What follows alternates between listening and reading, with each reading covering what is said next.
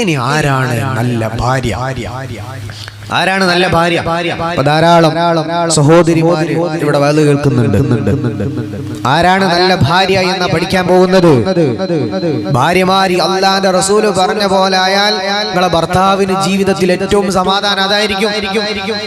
നിങ്ങൾ full time അങ്ങാടിയിലാണല്ലോ, എന്ത് പറ്റി ഉസ്താദേ വീട്ടിലിരുന്ന് ബോറടിച്ചു? നമ്മളെ വീട് ബോറടിക്കാനുള്ളതല്ല.